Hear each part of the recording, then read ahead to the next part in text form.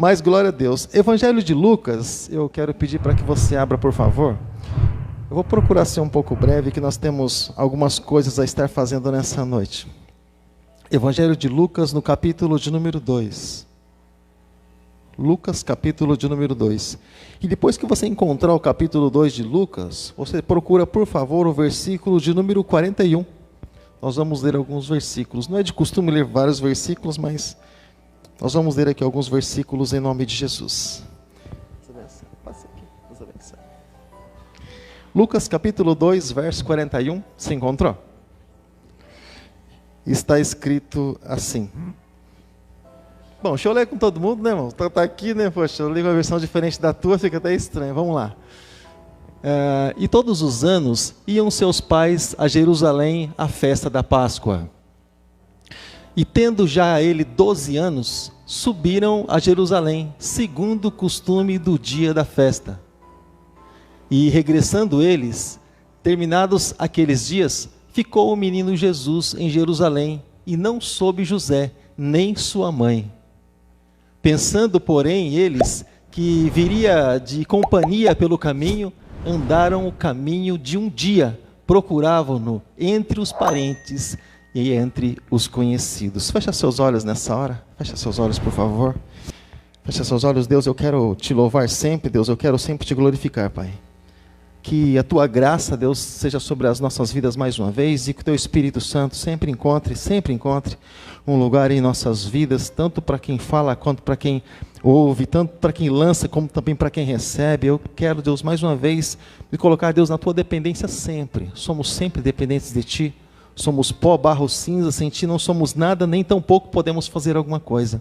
Então nos lançamos mais uma vez nos teus braços, nas tuas mãos, em nome de Jesus. Sustenta na concha das tuas mãos, Deus, diante do teu poder. Amém. E graças a Deus.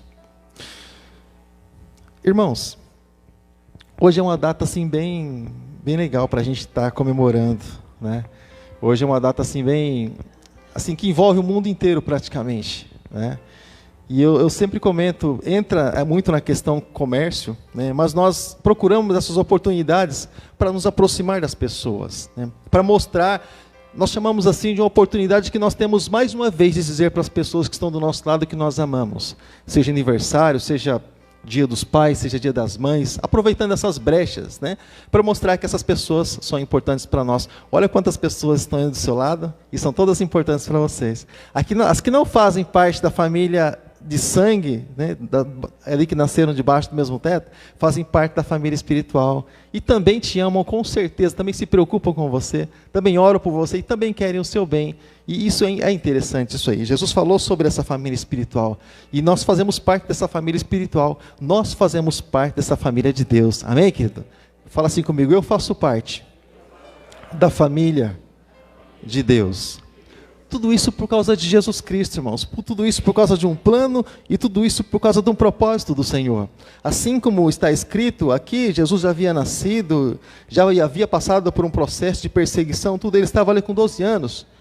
E todo garoto com 12 anos, ele passava por um processo, né, para se tornar adulto e coisas assim. E tinha que saber aquela coisa de Torá e aquela coisa toda. Mas aqui eles estavam aqui, querido, nesse processo de Páscoa. Então, uma vez por ano, eles sempre iam para Jerusalém para adorar a Deus, era de costume. E nesse vai e vem, como nós acabamos de ler, entre uma multidão e outra, né, eles perderam Jesus. Poxa, perder Jesus, irmãos. Tanta coisa para perder, vai perder Jesus, né? Você só não pode perder Jesus, amém, irmãos? Você pode perder um monte de coisa na tua casa, mas não perde Jesus não. Carrega Jesus com você, guarda Jesus no coração, porque você vai precisar dele, né? As coisas que às vezes a gente perde não precisa, a gente ignora, né? Mas tem coisas que se perder vai fazer falta e não vai ser muito bom, tá legal? Então, irmãos, eles perderam Jesus e começou aquele desespero de procura. Onde é que está Jesus? Onde é que está Jesus? Né? E olha que eles nem sabiam realmente o grau de importância de Jesus. Para eles era simplesmente um menino diferenciado, né? Embora eles tivessem algumas revelações ali do anjo, enfim, mas eles não tinham ideia realmente do que era, de quem era Jesus e da dimensão do plano que Deus tinha para Jesus Cristo, né? E aí foi, querido, depois encontraram Jesus, estava discutindo lá com os mestres na sinagoga e ficaram todos impressionados com a sabedoria de Jesus com aquela idade só, já ensinando os mestres da lei, os doutores da lei, eles não tinham ideia de como que isso tinha acontecido, né? Não é filho de José, não é filho do carpinteiro, não é filho de Maria, não estão entre nós aqui as suas irmãs, seus irmãos, mas de onde é que vem tanta sabedoria assim, tanto poder, tanta autoridade? Como é que funciona tudo isso? Mal eles sabiam, e assim como também mal as pessoas sabem aquilo que Deus faz. E Deus tem seus planos, irmãos, Deus tem seus propósitos, Deus tem seus projetos. Assim como, por exemplo, quando o dia que você nasceu, você talvez não tinha ideia daquilo que Deus podia fazer na tua vida e através da tua vida. De repente você nasceu numa família simples, de repente você nasceu sem recurso nenhum, de repente você nasceu sem condição nenhuma, como eu, nasci no meio do mato, onde os parteiros eram os próprios pais, tios, não sei quem foi que me puxou, mas foi alguém desses, né? E também não foi minha mãe que me amamentou, porque na época, eu vou usar uma expressão aqui, mas para as pessoas assim de mais idade, é normal isso aí, tá bom, irmãos? Quantos aqui ouviram falar de mãe de peito? Quantos ouviram falar? Já ouviram falar, né? Não é palavrão não, deixa eu explicar para você, tá? Deixa eu explicar para você, funcionava mais ou menos assim. Quando coincidia lá de duas pessoas gerarem mais ou menos na mesma época, e uma ia trabalhar, a outra amamentava a filha da outra. Entendeu? É essa coisa que acontecia. Eu não sei quem me amamentou, irmãos, porque minha tia sabe. Porque minha mãe trabalhava, né? Com meu avô na roça, no sítio. Então, irmãos, tinha muitas essas coisas aí. Então nós nascemos muitas vezes sem recurso, nascemos assim muitas vezes sem condição. Talvez você nasceu na condição assim. Talvez você nasceu sem, talvez, uma expectativa, sem poder projetar alguma coisa. Porque assim, quando muitas vezes estamos em alguma situação, nós conseguimos projetar. A gente tem um ânimo para projetar alguma coisa para o futuro, né? Mas quando a pessoa às vezes olha para baixo, a pessoa fala assim, projetar o quê para quê? Para chegar onde? Como? Né? Então talvez você não projetou nada para o futuro. Mas eu quero dizer, irmãos, que ainda que teu pai, talvez aqui na terra, não tenha projetado nada para você para o futuro, talvez tua mãe não, pela dificuldade do lugar onde você nasceu. Mas eu quero dizer que muito além do que um projeto da terra, você faz parte do projeto de Deus. Deus projetou a tua vida lá do céu, querido. E Deus, irmãos, Ele não fica fazendo curva nos montes. A Bíblia diz que Deus é aquele que faz um caminho reto no deserto, para que nós venhamos realmente a chegar do outro lado com um objetivo, com um propósito. E quando a gente vai crescendo, vai se formando, irmãos, há um cuidado sobre nós. Há um cuidado do pai, claro, mas um cuidado assim, um carinho muito maior pela mãe, da mãe nós, né? Aquela mulher que muitas vezes está ali mais do nosso lado do que o nosso próprio pai, né? Que carregou nós 9 meses na barriga, né, irmãos? 9 meses, carregando aquele peso, né? E como se não bastasse carregar aquele peso, irmãos, tem época que o peso ainda começa a chutar ainda, irmãos. Chuta para lá, chuta para cá. Foi assim lá também ou não? Seus irmãos, você, seu irmão, foi assim também, né? Então, eu lembro que a Ana Paula, quando ela começava a chutar, o Paulo Vitor começava a chutar, irmãos, de conversar, fazer um carinho e falar, chuta mais devagar, aquele chutão que dava, né? E a gente conversava assim. E assim, irmãos, aí depois desse tempo todo, tem o processo, irmãos, de nascimento, irmãos. Eu fiz uma coisa muito cruel com a minha esposa, irmãos. Depois eu pedi perdão, assim, mas eu fiz uma coisa muito cruel com a minha esposa. Quando ela engravidou, eu fiquei tão feliz, que eu fui numa loja, porque a gente não podia ter filhos, né? De repente, né, engravido, falei, poxa, né, que presentão. Eu fui na loja, num sebo, quantos sabem que é sebo? Sebo não é aquele negócio encebado também não, irmãos, todo sujo. Sebo é a loja de antiguidade, livros antigos, acervo, assim, coisas assim. Pessoal, não sei porquê, mas o nome daquilo é sebo. Então, eu fui num sebo, irmãos, encontrei uma fita, na época, fita de vídeo, que tinha um parto, irmãos, fala essas coisas assim de ciência e tal, e tinha um parto, irmãos, assim, desde a gravidez, os últimos meses de gravidez, um parto normal, assim, mostrando tudo. Eu fiquei contente, eu falei, vou dar para minha esposa. E eu dei para ela, ela falou, ai meu Deus do céu, e agora? Porque ela viu a fita, ela viu como era. E ela falou para o médico, eu não quero normal não, eu quero cesárea. E aí ela partiu para isso, eu assustei ela, o carinho foi demais. Mas, ou seja, e lá, irmãos, na hora do parto, muitas vezes arrisca a própria vida. Sabe por causa de quem? Por causa de nós. Né? Por causa de nós. E depois, irmãos, de arriscar a própria vida e aquela coisa toda, e tem que cuidar, é uma coisa assim, sem explicação, porque eu tive uma certa dificuldade, irmãos, a respeito na primeira gravidez, do primeiro nascimento, foi assim. Eu saí da história, né? Porque era eu e minha esposa, só love, glória a Deus, e pronto, nós dois só, né? Só nós dois. E aí quando entrou mais alguém na história, irmãos, aí complicou. Porque eu fiquei de lado. Quantos dos homens já se sentiram assim, de lado? Quando nasceu, de lado, né? Falei, puxa, agora que eu, né? Como é que faz? E tudo era minha filha, e eu lá de canto. Falei, puxa, onde é que eu entro nisso daí, né? Como é que eu faço para entrar nisso daí? Aí eu comecei a fazer parte, irmãos, assim também, de começar a cuidar da minha filha. E aí minha esposa começou a chegar perto de mim. Falei, então esse é o caminho.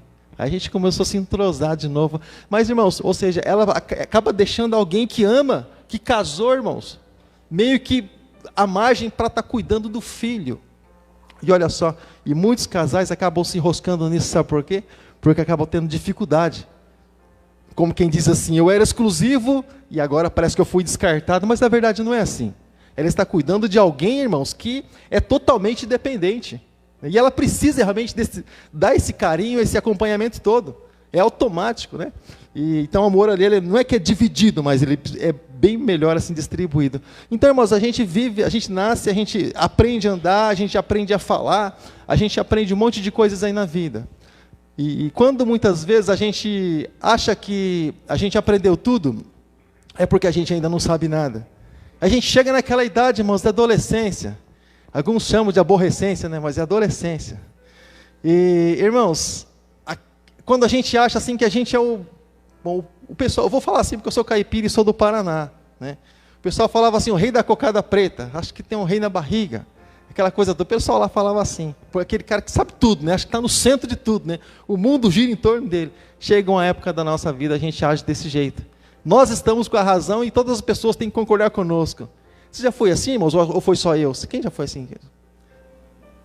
Levantando o dedinho só, né? Levanta a mão, rapaz. Levantando o dedinho, está acima, levantando o dedinho só. Levanta a mão, vai que nem eu, levanta a mão, rapaz. Coisa que é essa? Não precisa ter vergonha, não, isso é coisa do passado. Isso já ficou para trás. Então, irmãos, olha só, e aí, irmãos, a gente acha que né? Aí quando a gente começa a se tornar assim jovem, a gente começa a entender um pouquinho mais as coisas, de que os pais realmente tinham a razão. E esse ciclo, irmãos, não para, sabe? Os adolescentes sempre erram, os jovens sempre erram, mas os pais sempre orientam.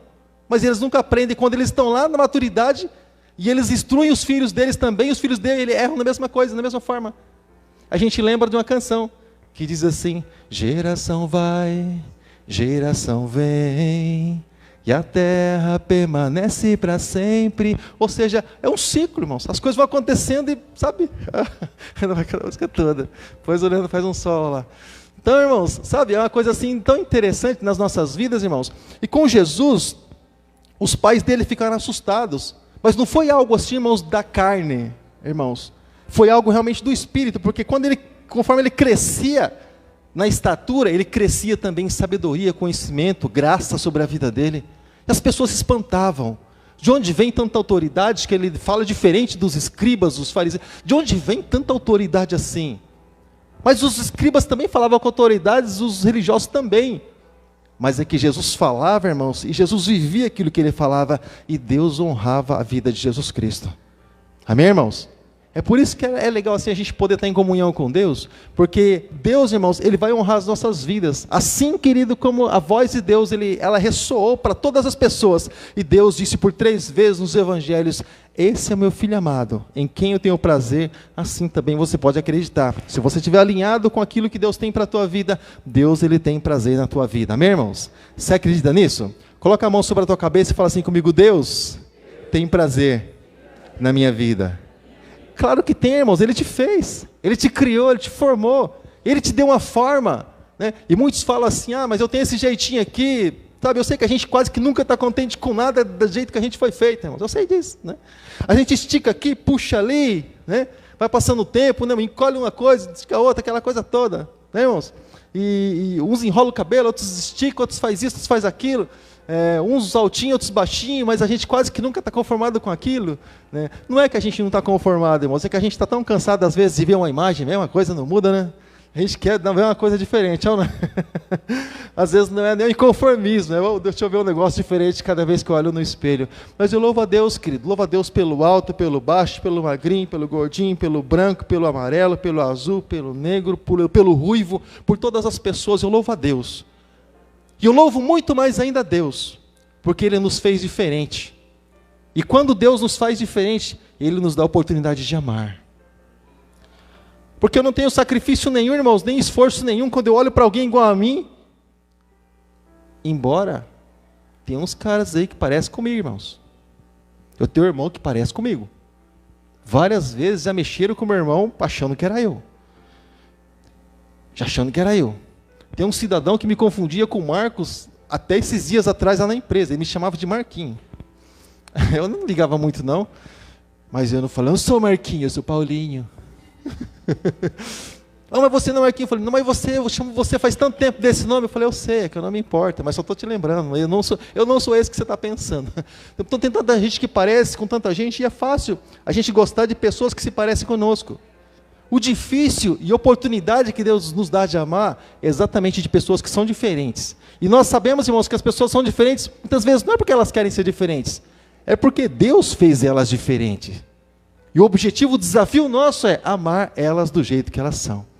Amém? Quantos estão dispostos a aceitar esse desafio? Irmãos, é um malabarismo muitas vezes, né, irmãos? Oh, Deus amado, que dificuldade, Senhor, me dá um dom especial aí, me dá uma graça, dê uma unção aqui, Deus, para poder aceitar a pessoa e receber do jeito que ela é. Nós somos assim, irmãos, nós somos assim. Nós nascemos de um ventre, nós somos gerados exatamente dessa forma.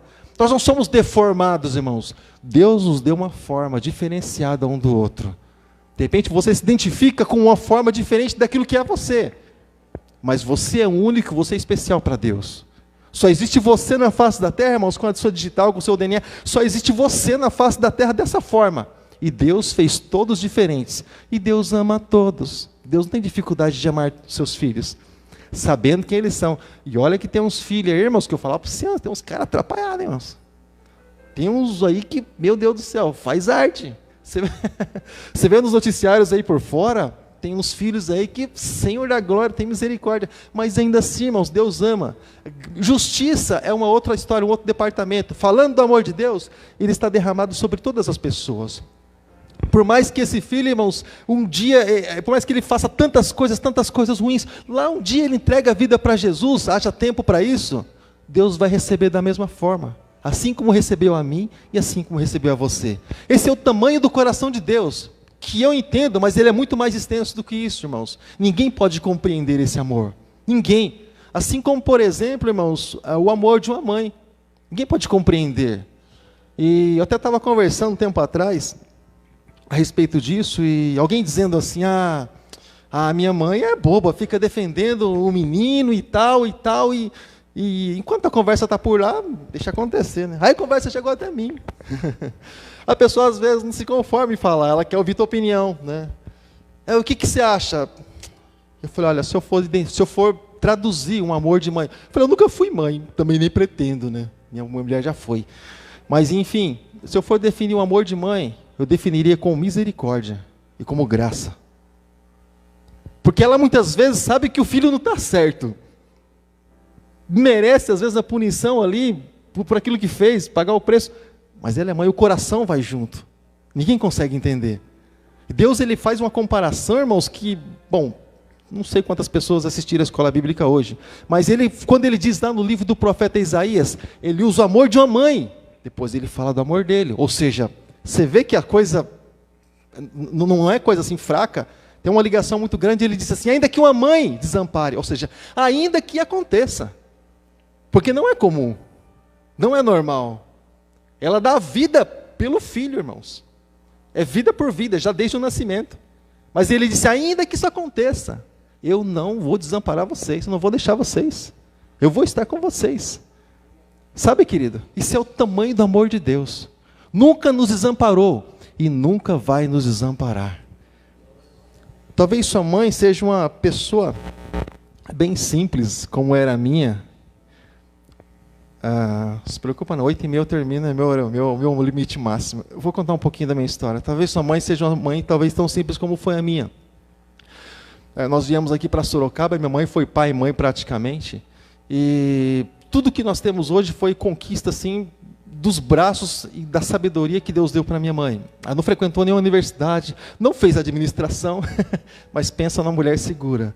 Ela não fazia nada assim sem pensar, sentava, projetava, não é, vamos ver se é isso mesmo, e aí ela fazia se as coisas fossem certas. Nós viemos lá do sítio do sertão do Paraná e viemos aqui para Sorocaba, irmãos. Ela educou 4 filhos, nenhum deles se perdeu. Educou da maneira dela, como ela achava ser o melhor, e nós aprendemos com isso, né? Mas nenhum deles se perdeu. Eu louvo a Deus por isso. Todos estão encaminhados, todos estão casados, têm suas famílias, sabe? E quando eu achei assim uma coisa assim bem legal assim a respeito da minha mãe, irmãos, que embora sendo ela uma mãe, né, ela sempre respeitou a nossa liberdade. Sempre respeitou a respeito da nossa liberdade, da nossa crença, sempre respeitou. O dia que eu entreguei a vida para Jesus, os meus irmãos todos, nossa, dá para você imaginar, né? Só que a minha mãe, irmãos, ela disse para mim, irmãos, se você acredita que isso é o melhor para você, vai e faz. Começa a seguir, então, o importante é você estar com Deus. Mesmo não sendo a crença dela, mesmo sendo diferente daquilo que ela me ensinou. Ela disse, o importante é você estar caminhando com Deus, você não está no mundo aí fora. E isso marca na vida da gente, né? Ela faleceu, eu tinha em média de 24 anos, eu acredito, hoje estou com 50 anos, cara de 60 mais 50, mas assim, fica marcado na vida da gente algumas coisas, né? Algumas palavras assim ficam marcadas, essa liberdade, sabe, irmãos, esse amor que muitas vezes a gente acaba sendo até um amor exagerado, mas nós sabemos que é uma maneira de amar, e cada uma tem uma maneira de amar, uma dando mais liberdade, outras menos, né? Aqui, por exemplo, aqui em casa, irmãos, cada um tem também sua maneira de corrigir, nós entendemos e respeitamos perfeitamente. E quando, por exemplo, nós fomos dividir algumas coisas a respeito de cuidados aqui em casa, dividir tarefas aqui em casa, né? Nós dividimos tarefas, irmão, porque é muita coisa para uma pessoa só. E aí nós fomos dividir algumas tarefas, né? Você faz isso, outro faz aquilo, outro faz aquilo. E ela disse assim, da educação dos meninos cuida você. Da educação dos meninos cuida você. E aí, às vezes, corrigir, chegasse um pouco mais perto, aí essa era a minha área, era meu departamento. Mas porque ela, às vezes, não gostava nem que falava assim, né, minha esposa, nem gostava que falava assim de uma maneira um pouco mais dura, né, mais direta. Porque tem filho que é assim, né, irmão? Tem filho que uma palavra resolve. Uma palavrinha, mas resolve, né? Mas tem filho, irmão, que você pode derrubar o teto, irmãos. Não levanta um dedo, né, Larissa? Não levanta um dedo. Você está falando, está que nem Homem-Aranha, está subindo nas paredes, irmãos. Sai teia, subindo nas paredes, irmãos. Doido. E aí, a conversa tem que ser um pouco mais estreita, né? Porque tem que haver uma disciplina de certa forma, né? Mas para alguns é simples, falou, resolveu, assim, simples. Então, cada um de nós temos um jeito, temos uma maneira, temos uma cultura, né? Temos uma liberdade, cada um tem uma sensibilidade. Tem pessoas que são mais sensíveis, outras menos sensíveis, né? E aí a gente vai caminhando, irmãos. Mas eu louvo a Deus, querido, por essa oportunidade. Louvo a Deus por poder estar aqui. Louvo a Deus pela tua vida. Porque se você está aqui, é porque alguém um dia também te gerou. É porque um dia alguém também arriscou a vida por tua causa. E alguém deu a luz por você. É por isso que você está aqui também. Claro, o plano veio de cima, mas alguém aqui embaixo teve que aceitar.